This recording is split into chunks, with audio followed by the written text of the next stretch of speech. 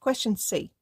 Sketch the graphs of y equals 8 over x and y equals 8 over x minus 2 squared on the same set of axes.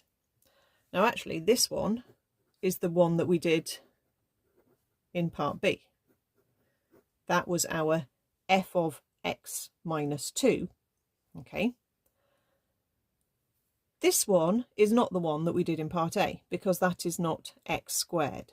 Okay.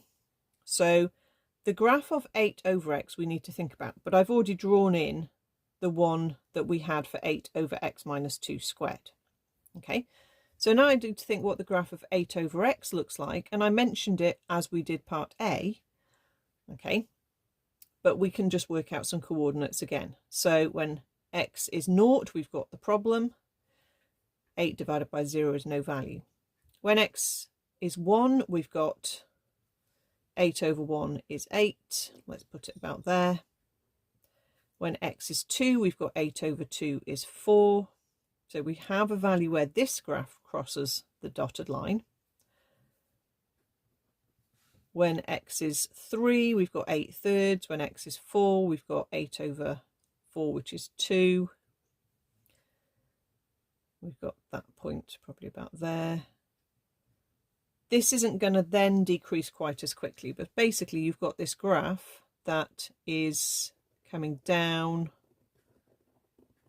and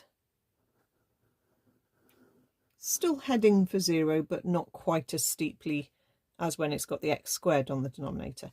And again, between 1 and 0, you've got this idea that you're dividing by something that is smaller than 1. 8 divided by 0 point something is going to get bigger, so that graph is going to head upwards, and we're going to have this asymptote here. Okay. The other side of the graph, when you put in negative numbers, you're going to get negative y's. You're not going to get the symmetry on the other side, symmetrical left to right. What you actually get is coordinates that are going to be negative x's corresponding to negative y's. So you're going to get the other arm of the graph doing that.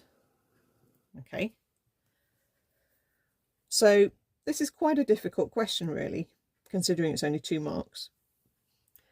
We've drawn it to hence state the number of roots of this equation here where they've been put equal to each other. So it's literally just the number of intersection points that hopefully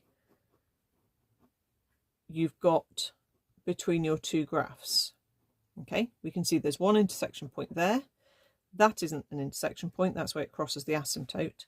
We've got another intersection point here.